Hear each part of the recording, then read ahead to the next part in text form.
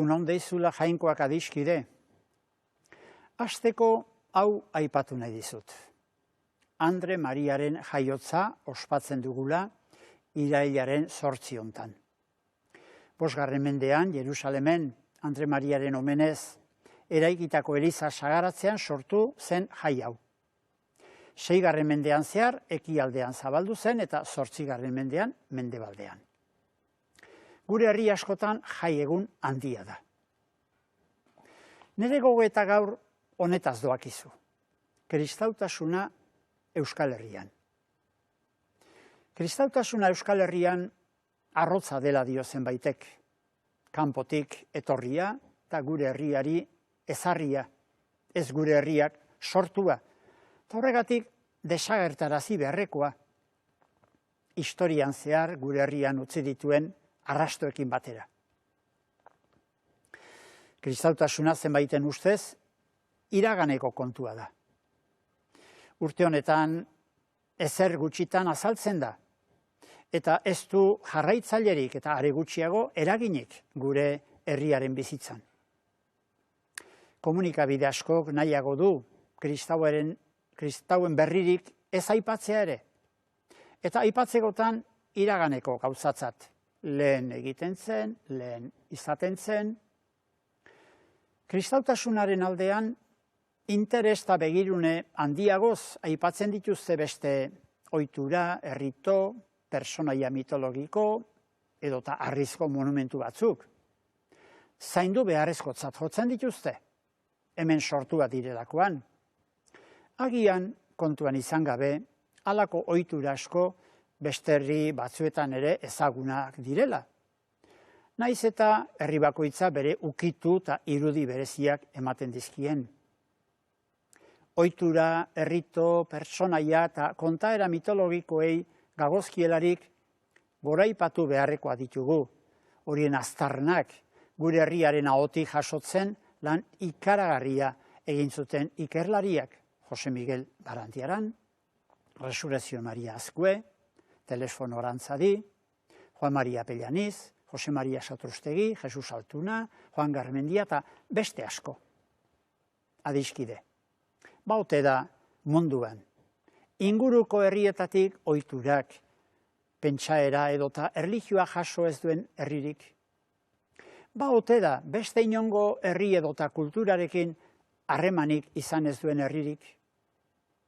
Milaka urte da, Euskal Herriak harremana dituela beste herri askorekin. Harreman horietatik jasotako elementuak ukitu, eratu, birmoldatu egin ohi ditu herri bakoitzak, hots bere egiten ditu. Hortik aurrera ez ditu arrotz, bere baizik irentsi egin ditu. Eta bere pentsaera, izaera eta kultura bihurtu.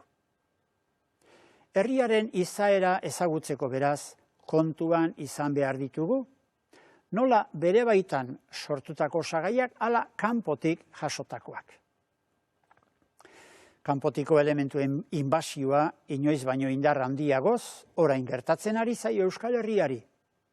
Erauntsi moduan uholdeka datorkio. Kanpotiko eragina, komunikabideak, sare soziala, joan etorria direla medio. Duela gutxi arte, Euskal izaera eta kulturaren osagai ukiezintzat genuen elementu asko desagertzeaz dago, edota gutxienez erro-errotik aldatzen ari da. Ikusi besterik ez dago adibidez, gure hizkuntza bera, zenbat hitz eta esapide ari den jasotzen hizkuntza nagusietatik, ingelesetik, gaztelaniatik, euskeraren sena bera astintzeraino. Eta zer pentsatu behar dugu? Oraingo herria ez dela garaibatekoa bezain euskalduna, elementu berri horiek irensten ari delako. Arbuiatu eta borrokatu egin beharrote ditugu gure herrian sortuak ez diralako. Ez alditu gure herriak osagai horiek ezarian bere egingo, historian aurrera jarrai dezan, harriaroko kulturan gelditu gabe. Kristautasuna aspaldi errotua da gure herrian. Eta zenbaitek ontzat ematen ez badu ere, errotua jarraitzen du. Duela 2000 urte inguru, Greziarrek eta erromatarrek notizia eman zuten, Pirinio mendien alde banatan bazela herri berezi bat, Uaskones izenekoa, bere mintzailea propioa zuena. Erromatar autoreek jakinarazten ziguten, 3. mendean bazirela hemen, Iruñe aldean adibidez, kristau elkarteak.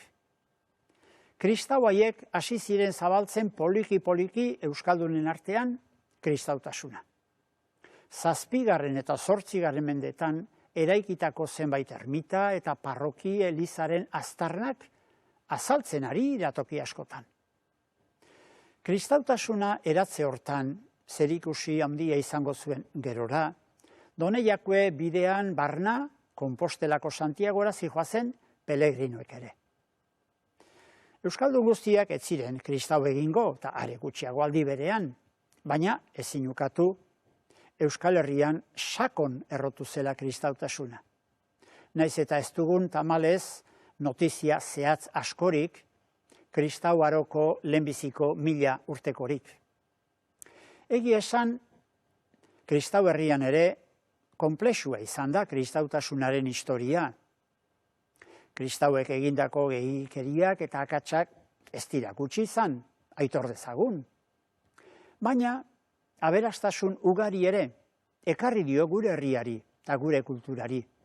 Esate baterako, euskara konserbatzeko eta lantzeko egin duen aleginean. Izan dezaiogun gutxienez begirunea kristautasunari. Jesusen berri ona eskaini baizion Euskal Herriari, eta herriaren izaera moldatu baizuen. Izan igande eta aste ona, eta hurren arte.